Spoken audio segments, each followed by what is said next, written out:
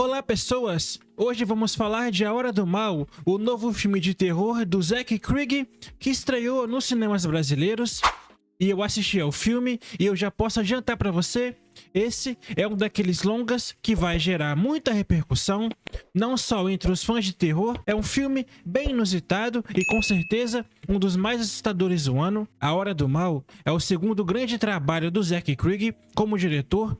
Após o bom filme e surpreendente Noites Brutais de 2022, ele havia mostrado que sabe brincar muito bem com as convenções do terror, e aqui ele eleva muito o nível, entregando um filme que mistura o suspense psicológico com aquele terror clássico e atmosférico, e uma premissa que já te conecta com o filme porque 17 crianças de uma mesma classe desapareceram na calada da noite, exatamente às 2h17 da madrugada, sem deixar rastro, exceto por um único aluno que ficou para trás, e a partir daí a trama se desdobra em múltiplas histórias interconectadas, com um elenco bastante competente, encabeçado pela Julia Gardner e o Josh Brolin. E eu digo pra você que esse filme me fez lembrar em certos momentos de Magnolia, do Paul Thomas Anderson, só que com uma versão bem mais arrepiante e com aquele pé firme no terror.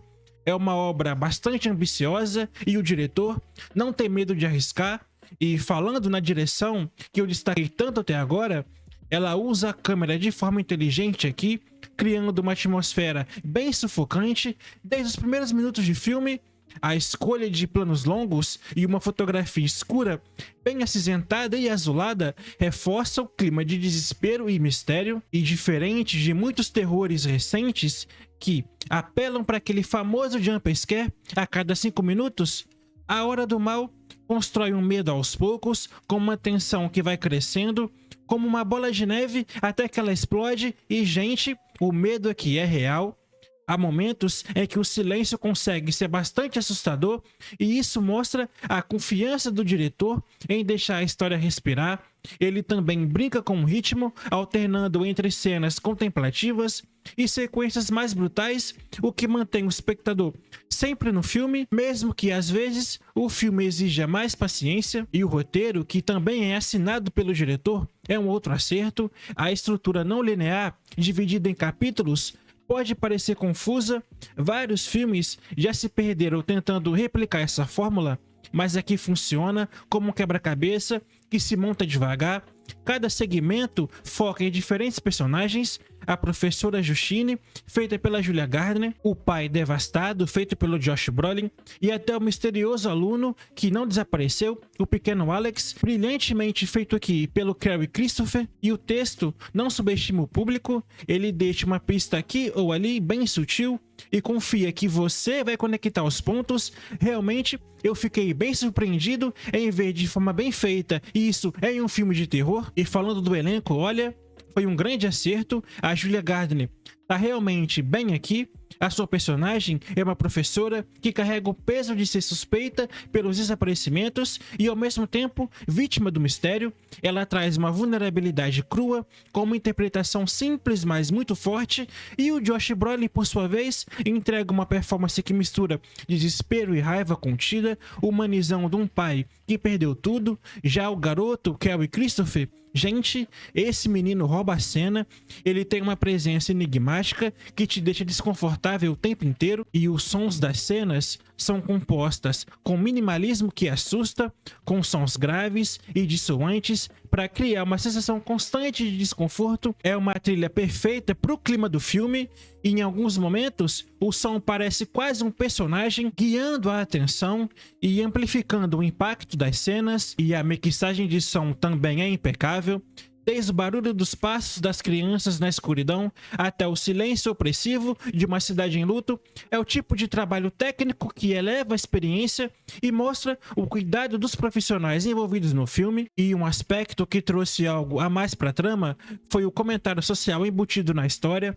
O filme toca em questões como a fragilidade das comunidades diante de tragédias e o quanto o medo pode distorcer a realidade.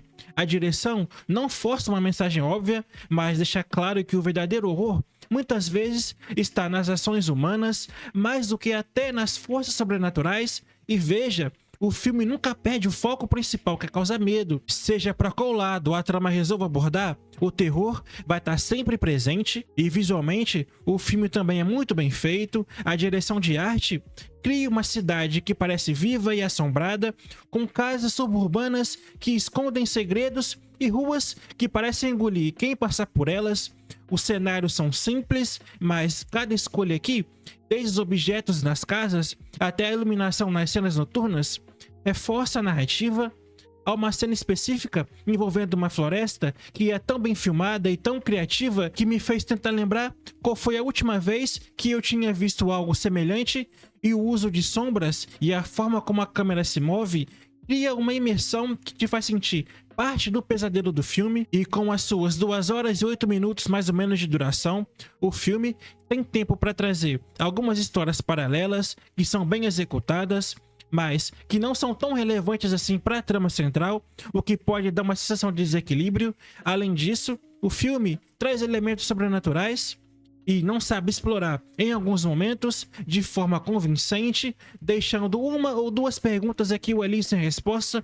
Não é algo que vai estragar sua experiência, mas é bom deixar pontuado, digamos, esse ponto baixo. E uma coisa que vale destacar é como A Hora do Mal dialoga com o gênero de terror atual.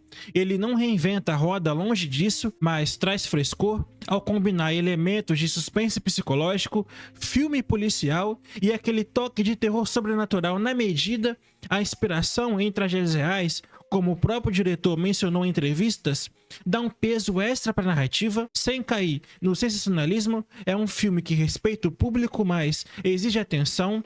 E não se engane de ir ao cinema esperando um terror mais leve ou despretensioso.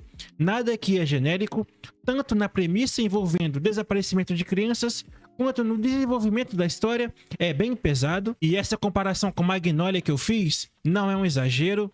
Enquanto o clássico do Paul Thomas Anderson usa múltiplas histórias para explorar a condição humana, A Hora do Mal usa essa estrutura para construir um mistério que se desdobra com um pesadelo coletivo. O filme não tem medo de abraçar o terror, e isso é refrescante em um gênero que às vezes se contenta com fórmulas. E a Warner Bros. Parece ter acertado ao dar liberdade criativa para o diretor, e eu vou ficar curioso agora para o seu próximo trabalho. Com certeza ele é um novo nome para a gente ficar de olho, porque potencial para o terror ele já mostrou que tem de sobra. Então, A Hora do Mal é uma experiência cinematográfica que vai te desafiar e principalmente te assustar. É um filme corajoso, muito bem executado e que vai gerar muita repercussão, eu tenho toda a certeza disso. E se você for fã de terror, olha, vai ser uma experiência aterrorizante. E para A Hora do Mal, nota 8. Esse filme é sem dúvidas um dos melhores terrores de 2025 até agora, e com certeza um dos mais assustadores. Beleza, pessoal? Obrigado por assistir o vídeo até aqui, até uma próxima e até mais.